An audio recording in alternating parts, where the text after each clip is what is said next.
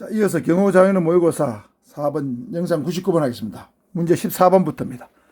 경호 보안 활동에서 비확산의 원칙에 관한 설명으로 옳은 것은 보안을 지나치게 강조할 경우에 생산된 정보가 사용자에게 제대로 전달되지 않아 정책 결정에 사용하지 못할 수 있다. 사용자가 필요한 만큼 적당한 양의 정보를 전달하도록 한다. 내용과 가치의 정도에 따라 다른 비밀과 관련되지 않게 독립시켜야 한다. 알 필요가 없는 사람은 대상자가 하는 정보에 접근해서는 안 된다. 자, 보안활동에서 비확산의 원칙은 다른 말로 한정 원칙이라고 하기도 하고, 알 필요가 있는 사람에게만 알려야 한다는 원칙하고도 같은 말이죠. 자, 그렇다면 정답은 라가 되겠습니다. 알 필요가 있는 사람한테는 알리고 알 필요가 없는 사람한테는 정보에 접근하지 못하게 해야 되겠죠. 라가 되겠습니다.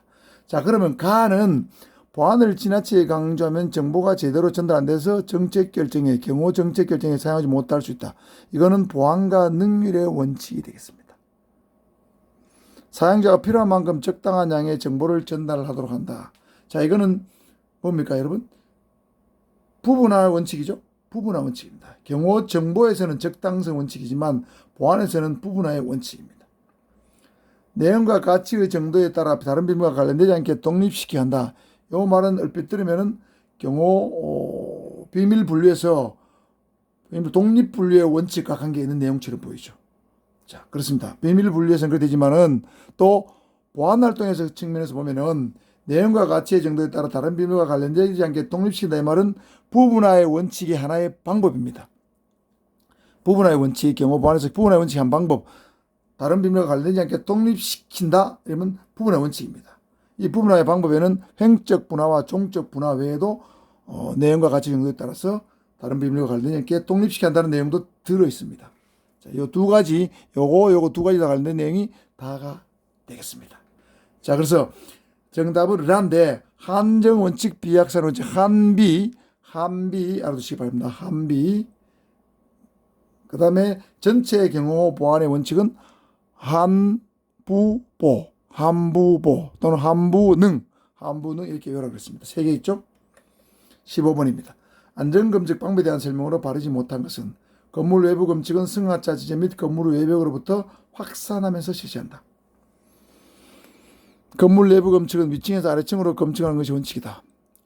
검측은 책임구역을 명확하게 구분하여 반복, 중복 실시한다. 일반적으로 방검측은 방의 모든 표면을 촉각을 통한 더듬거림으로 점검한다. 딱 봤을 때 이건 바르지 못한 거 답이 이거 딱 나오죠? 나죠? 건물 내부 검측할 때는 밑에서 위로 가야 됩니다. 지하에서부터 옥상으로 가야 돼요. 지하에서부터 옥상으로. 자, 외부 검측할 때는 승하차 지점이 가장 위험한 곳이 여기 하고, 승하차 지점 먼저 하고, 그 다음에 건물의 외벽에서부터 건물의 외벽에서 먼 곳으로 쭉쭉 뻗어나가야 돼. 가까운 데서 먼 곳으로 나가야 됩니다. 검측은 책임을 명확하게 구분한다. 반복, 중복 실시한다. 맞죠? 일반적으로 방해 검측은 방의 모든 표면을 촉각을 통한 더듬거림으로 점검한다. 예를 들면은 가로 세로 9cm로 잘라서 두드려보고 만져보고 두드려보고, 그것도 부족하면 가로 세로 5cm로 또 세밀하게 잘라서 만져보고 두드려보라고 그랬죠. 촉각을 통해서 더듬거림으로 점검한다. 맞습니다. 16번입니다. 근접 경호 기법 중 도보 대응 형성 시 고려사항으로 보기에 가장 부적절한 것은 주변 감시 통제 건물의 취약도, 행사장의 사전 예방 경호 수준, 인적 물적 취향 요소와 이격도, 경호 책임자와 경호원의 취향. 가장 부적절한 거죠.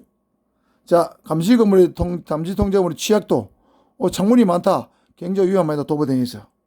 행사장 사전 예방 경호 수준에 따라서 밀착 대응을 할 수도 있고 개방 대응할 수도 있죠.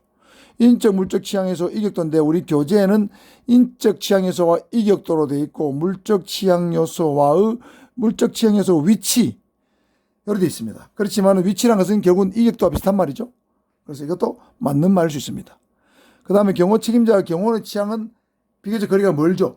경호 대상자의 취향은 관계가 있지만 책임자와 경호원의 취향과 도보 대응은 어린 반푼업치도 없는 무관한 얘기가 되겠습니다. 라가 정답이 되겠습니다. 17번. 경호 차량의 선정 방법으로 옳지 못한 것은 방향 전환이 쉽고 성능과 가속 장치가 좋은 차량을 선정한다. 최고 차량이죠. 차체가 강하고 방탄 능력이 뛰어난 차량을 선정한다. 그렇죠. 경호 대상자의 차량과 차종과 색상이 구분되어야 하고 유리는 착색이 하는 것이 좋다. 특별한 외부 부착물은 달지 않고 안테나는 보이지 않는 것이 좋다. 자, 나 분명히 맞죠? 다 볼까요? 대상자 차량과 차종과 색상이 구분되는데 가능하면 경호 대상자 차와 경호차는 대상자 차와 차종과 색상이 구분되지 않는 것이 통일되는 것, 구분되지 않는 것이 좋습니다. 그래야만 저 차에 대상자가 탔는지 경호원이 탔는지 구분 안 되는 게 좋습니다. 유리는 당연히 썬팅을 해야 되겠죠. 외부 부착물 안테나 안 보이는 게 좋습니다. 그런 게 붙으면은 저거는 뭔가 경호 차량이나 평안하죠. 옛날에 뭐 우리 경찰서장차라든가 지방경찰 차량에는 안테나가 튀어나와 있었어요. 그것이 권위의 상징이지만 지금은 그런 시대는 다 갔죠. 경호 차량도 그런 게 없는 게 좋습니다. 정답은 다가 되겠습니다. 18번 선발 경호의 특성과 가장 거리가 먼 것은 예방성, 신속성, 예비성, 통합성. 자, 이것도 쉬운 것 같지만 헷갈릴 수 있습니다. 선발 경호의 특성. 선발 경호는 사전 예방 경호죠. 그러니까 사전에 예방은 뭡니까? 예방성입니다. 그리고 본 경호하기 전에 이루어지는 거기 때문에 예비성이죠. 그렇죠. 그리고 선발 경호는 경호 정보작용, 보안작용, 안전대책작용, 경호협조체 구축 등이 다 어우러진 통합적 성격의 작용이라고 그러죠. 통합성입니다. 신속성은 선발 경호와 관계없습니다. 자, 그래서 한번 정리해보면 선발 경호 특성입니다. 예방성, 위협을 사전에 발견한다. 예방성입니다. 안전성은 행사장의 안전을 사전에 확보한다. 그 다음에 예비성은 비산이하고 비상대책입니다. 각종 비상대책을 강구해야 돼요. 소방차, 구급차 비상대피로 비상대책을 미리 강구한다. 이런 거 예비성입니다. 통합성은 제가 설명했습니다. 예방, 안전, 예비, 통합이 선발 경호의 특성이고 근접 경호의 특성은 노출성, 비노출성 아닙니다. 노출성, 방벽성, 방호성, 대피성, 기만성, 그 다음에 차량 경호를 할 때는 기동성, 도로 경호를 할 때는 유동성입니다. 근데 이 모든 것들이 근접 경호 때는 어떤 돌발 상황이 발생하면 이러한 모든 조치들이 신속하게 이루어져야 되겠죠. 그래서 신속성이란 말은 없지만 신속성은 근접 경호원이 가져야 될 어떤 특성이 아닌가 이렇게 생각해 볼 수도 있겠습니다. 19번입니다. 경호 대상자는 경호원이 형성하는 자연적 방벽에 의해 보호된다는 자연방부 효과에 관한 설명으로 올바르지 못한 것은 고정된 공격자 위치에서 볼 때 경호원의 위치가 공격자와 가까울수록 방비 효과는 증가한다. 이거는 이해하는 문제죠. 고정된 경호 대상자 위치에서 볼 때 경호원의 위치가 경호 대상자와 가까울수록 방비 효과는 증가한다. 개활지 등에서 공격자 위치를 모를 경우에는 경호원이 대상자와 가까울수록 높은 방비 효과를 제공할 수 있다. 자연적인 수평적 방비 효과는 경호원이 대상자와 가까울수록 높아진다. 자, 이거는 여러분 이제 이해를 하면서 그림을 한번 그려봐야 됩니다. 누구와 누구와의 거리가 가까울수록 방비 효과가 높은가 낮아지는가 높아지는가 이 문제죠. 자, 그래서 그림을 한번 보겠습니다.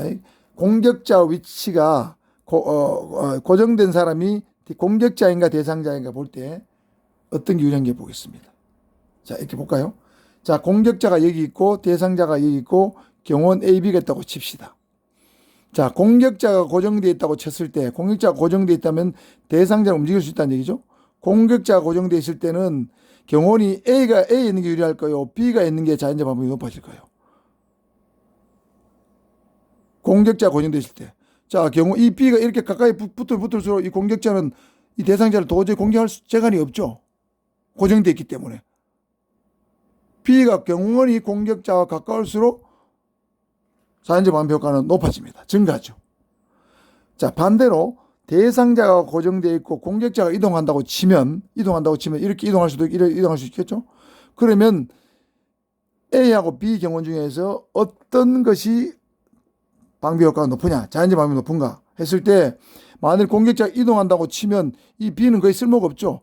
이 경호원이 이렇게 대상자에 가까이 갈수록 이가 이동해 가더라도 야는 조금만 이동하면 야는 많이 이동해야 야는 조금만 이동해도 충분히 대상자 방어를 일직선에서 설 수 있잖아요. 야가 이렇게 이만큼 이동해도 야는 여기 있다면 조금만 이동하면 되죠. 그러니까 대상자가 고정되어 있을 때는 경호원은 이렇게 대상자가 가까울수록 방비 효과가 높아지고 공격자가 고정되어 있을 때는 경호원이 공격자가 가까울수록 방비 효과는 높아집니다. 자, 이런 얘기죠. 이런 얘기입니다. 공격자가 고정되어 있을 때는 경호원은 공격자 가까이 가야 되고, 대상자가 고정되어 있을 때는 경호원은 대상자 가까이 가야 됩니다. 자, 다음입니다. 개활지 등에서 공격자 위치를 모를 경우에는 경호원이 대상자와 가까울수 높은 방법을 정할 수 있다. 자, 공격자 위치를 모른다고 쳐봅시다. 자, 대상자가 있고 경호원이 있는데 공격자가 여기 나타날지 여기 나타날지 여기 있을지 여기 있을지 여기 있을지 모른다. 이럴 때는 이 경호원은 이 대상자가 멀어질수록 아무 의미가 없는 거죠. 어디 나타날지 모를 때는 이 경호는 가능하면 대상자 가까이 붙어야 됩니다. 여기 나타나면 여기 있다가 탁 가면 되고, 여기 나타나면 여기 경호원이 여기 막으면 되죠. 자, 그러니까 공격자 위치를 모를 때는 경호는 대상자가 가까워야 높은 방비 효과를 제공할 수 있습니다. 자연적 수평적 방비 효과는 경호원이 대상자가 가까울수록 높아진다.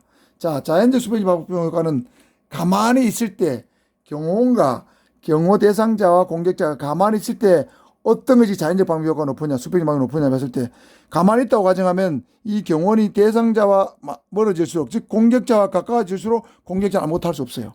할 수 있는 게 별로 드뭅니다. 그러니까 자연적 수평적 방비 효과는 경호원이 공격자와 가까워질수록 높아진다. 아시겠죠? 자, 이거 이해하셔야 됩니다. 20번.